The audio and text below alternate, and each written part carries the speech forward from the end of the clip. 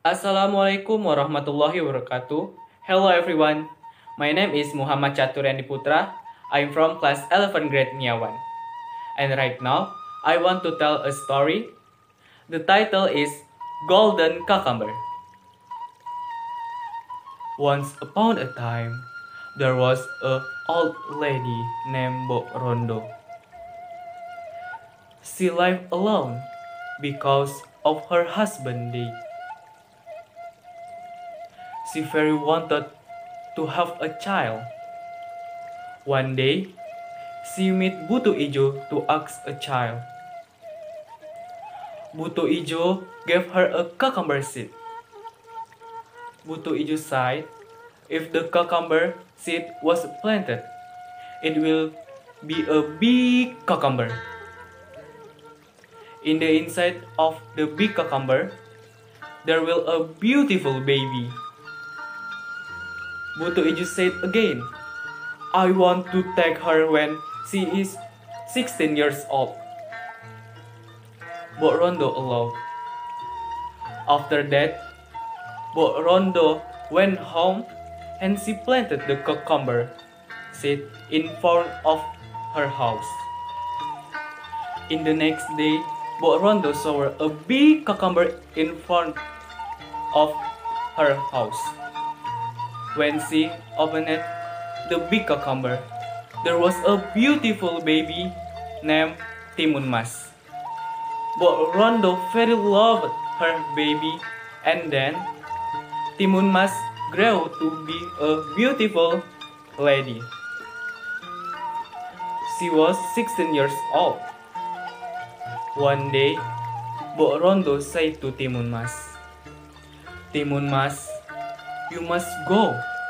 Buto Ijo want to take you. Please, bring this terasi and go quickly. What? What happened, moms? I don't know. Please tell me. Bo Rondo explained her meeting with Buto Ijo. And after that, Timun Mas said, okay, Mom, don't worry. I will go quickly. And then, in the next day, Timun Mas went to the jungle. She didn't forget to bring her terasi to conquer Buto Ijo. In the jungle, Buto Ijo searched her. Timun Mas, where are you? Timun Mas very shocked and very scared. And Buto Ijo found her. Timun Mas threw her terasi to Buto Ijo. And suddenly, Buto Ijo in a muddy land. And finally, Buto Ijo died there. After that, Timun Mas come back to her house and lived happy with her mom. I think it's enough for me. Thank you for your attention. Assalamualaikum warahmatullahi wabarakatuh.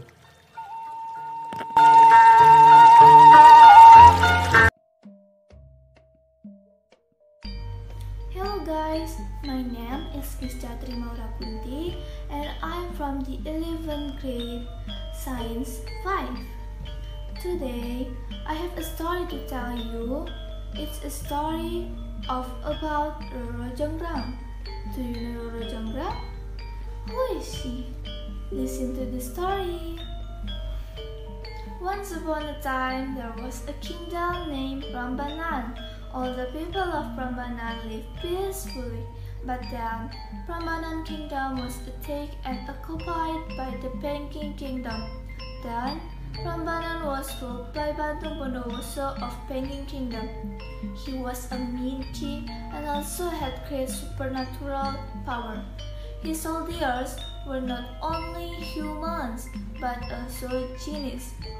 The king of Prambanan had a beautiful daughter named Roro Jonggrang. Bantung Bondowoso fell in love with her and wanted to marry her. Roro Jonggrang was shocked after her death. She didn't like Bantung Bondowoso because he was a mean person. She wanted to refuse, but she was afraid that Bandung Bondowoso would be angry and endanger the people of Prambanan. Then she came out with a plan. If you want to marry me, you have to build 1,000 temples for me in just one night, said Roro Jonggrang. What? That's impossible, said Bandung Bondowoso. But he didn't give up. He consulted with his advisor. Majesty can ask the genies to help build the temples, said the advisor. So Bandung Bondowoso commanded genies soldier to help him build 1,000 temples. The genies worked in unbelievable speed. Meanwhile, Roro Jonggrang heard from the servant that the building of 1,000 temples was almost finished. She was so worried, but again she came out with a great idea. She asked all of her servants to help her. Please prepare a lot of straw and mortar. Please hurry up, said Roro Jonggrang. Burn the straw and make some noise pounding the mortar. Come on, quickly, said Roro Jonggrang. Okay. All the servants did what Roro Jonggrang ordered them. The genies think that the sun is going to rise. It's already down. We have to go, said the leader of the genies to Bandung Bondowoso. All the genies immediately stopped their work and ran for cover from the sun, which they were afraid of. They didn't know that the light was from the fire that burning the straw, not from the sun. Bandung Bondowoso can stop the genies from leaving. He was angry. He knew that Roro Jonggrang had just tricked him. You can't fool me, Roro Jonggrang. I already have 999 temples. I just need one more temple. He pointed his finger to Roro Jonggrang and said some mantras. Magically, Roro Jonggrang's body turned into stone, and until now, the temple is still standing in Prambanan area, Central Java. It's called Roro Jonggrang Temple.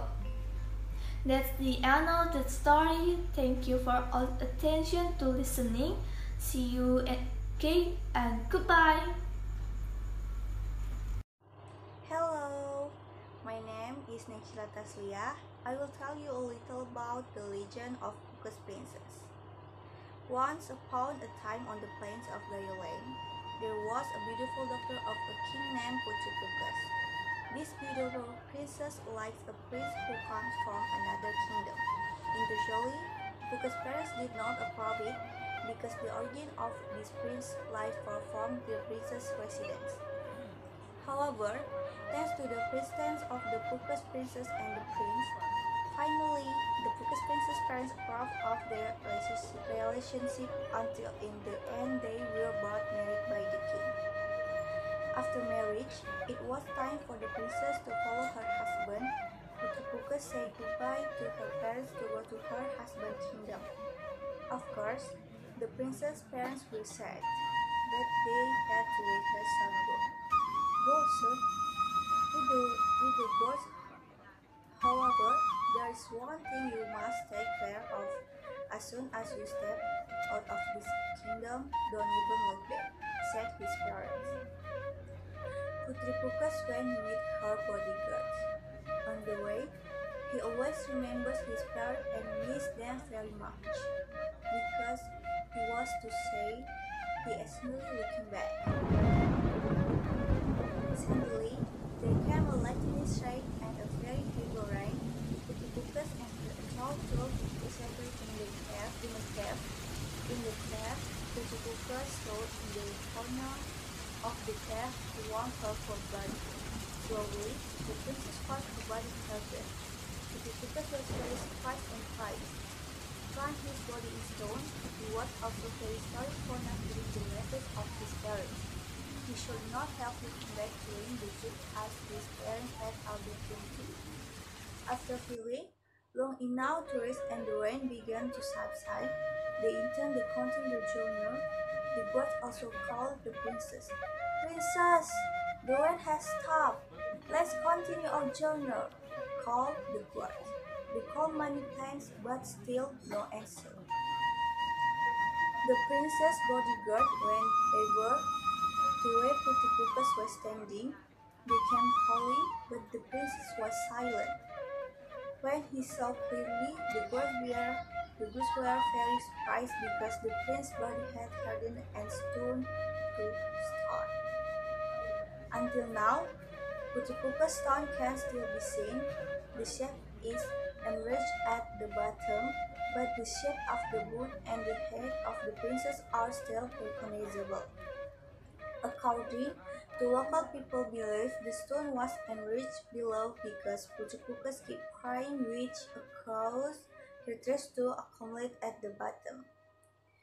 Putri Cave is located in the foothills of the Kebayakan sub-district, Central Aceh Regency. Thank you. Hi guys, my name is Amelia Putri and now I want storytelling about Beauty and the Beast. Let's get started. In a land far, far away lived a merchant who had a beautiful daughter named Belle. One day, the merchant got lost in the woods. After a long walk, he found an empty castle. As the day was getting dark, he decided to spend the night there. The next morning, when the merchant was leaving, he saw a beautiful rose in the garden. He thought that his daughter might like it, and then he plucked one. Suddenly, a horrible beast came behind and screamed at for stealing from his garden. The merchant was scared, stiff at him, but he slowly tried to explain that it was for his beautiful daughter Belle. The beast said that he would let him go if he promised to send his daughter to stay in the castle. The merchant gravely nodded his head. And at home, the merchant sadly told Belle about it. Belle bravely went to the castle alone to keep his father's promise. At first, she was scared of the beast, but in a few days later, she realized that the beast was actually gentle and kind. One day, the beast gave a magic mirror to Belle as a gift. She looked in the mirror and saw the father was ill. The beast was deeply moved by seeing her sadness, so that he let her run home. She was glad to be home again. Under Belle's care, her father was quickly recovered. The next few days, Belle took off the beast and saw into her magic mirror. She saw that the beast was also badly ill. She ran to the castle to meet him. The beast was groaning in pain and dying. The beast was very glad to see her came. Belle hugged him and told him that she loved him. Then she kissed him softly. At the very instant, the beast changed into a handsome prince. Belle was very surprised. The prince explained that Belle's true love had broken the spell that was cast on him by an evil witch. And finally, they soon got married and lived happily ever after. Ending. Thank you. Hello guys, my name is Yolanda Safitri. Today I'm going to tell you about the legend of Bawang Putih and Bawang Merah. Let's just start. The legend of Bawang Merah and Bawang Putih. Once upon a time, there was a happy family. There are a beautiful mother, a father who worked as a sailor, and a daughter named Bawang Putih. She is kind, beautiful, obedient, and diligent. She is really beautiful like her mother with a long hair. Unfortunately, the happiness take any longer because Bawang Putih's mother was sick and passed away.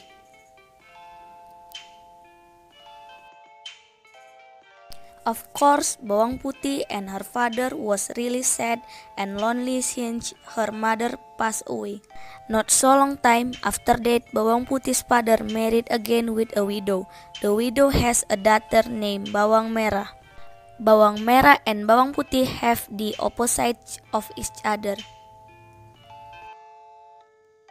But suddenly Bawang Putih's father passed away and now all of Bawang Putih things are belong to her stepmother and her stepsister who are really cruel.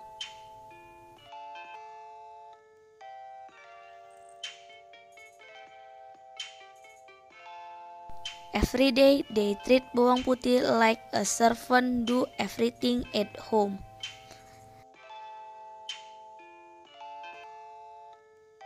Such as cleaning the house, washing the clothes, and preparing food for them. While Bawang Merah is only being lazy. One day, when Bawang Putih washed the clothes in the river, Bawang Merah's scarf was lost.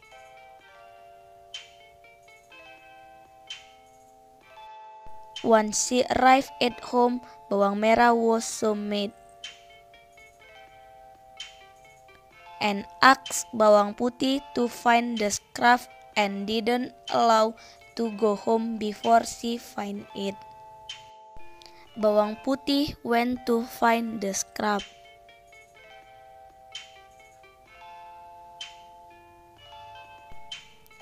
But then she found a wooden house in the jungle.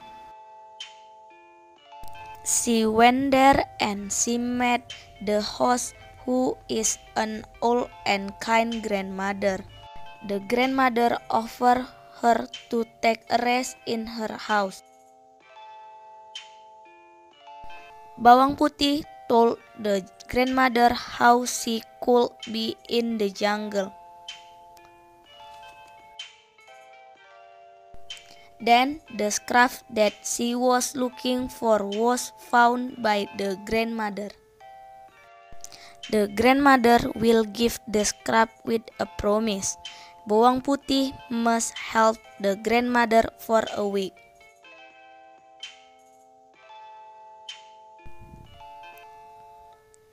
But a week just passed.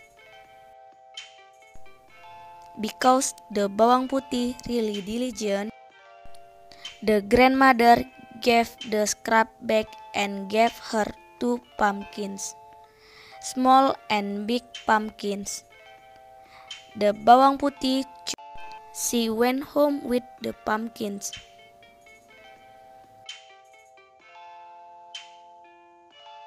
Once she arrived at home, she told their stepmother and sister about what was happening in the jungle. She cut the pumpkin and then they surprised that there was jewelry inside the pumpkin. Bawang Putih's stepmother took the pumpkin from Bawang Putih and asked Bawang Merah to throw the scarf in the river and stay night in the grandmother house, so that Bawang Merah can get the pumpkin too. Bawang Merah throw the short scarf. Long short story, Bawang Merah arrived in the grandmother house. In a week, Bawang Merah only being lazy. When she wanted to go home, the grandmother gave 2 pumpkins. She chose the biggest pumpkin.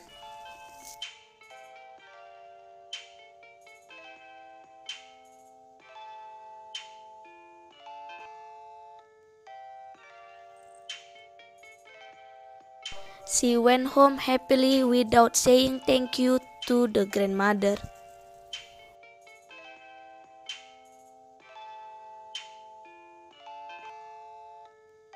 When she arrived at home and she wanted to cut the pumpkin, they asked Bawang Putih to go market because they didn't want to share the pumpkin with Bawang Putih. They asked Bawang Putih to lock the door. They cut the pumpkin. They wished to get jewelry too, but surprisingly it was not jewelry but snake.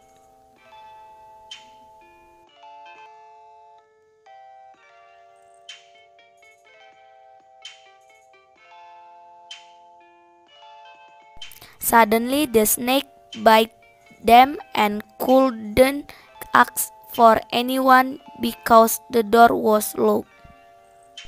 Finally, the mother and Bawang Merah passed away.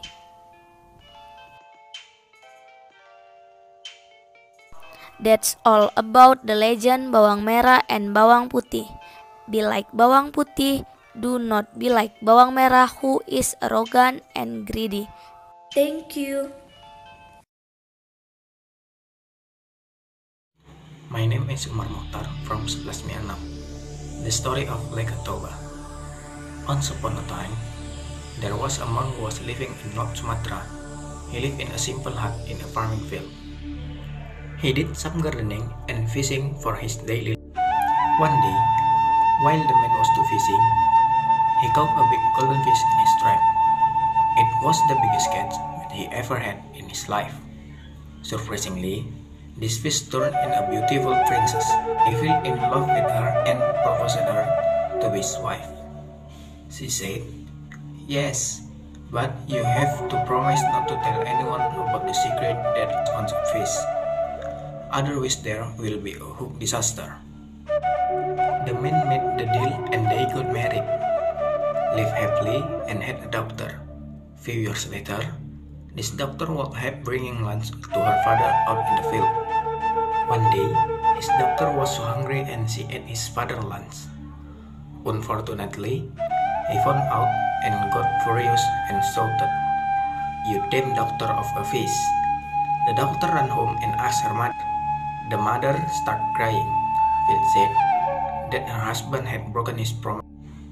Then, she told her daughter to run up the hill because a hook disaster was about to come. When her daughter left, soon there was a big earthquake followed by non-stop pouring rain. The whole area got flooded and became Toba. She turned into a fish again and the man became the Island of Samosir.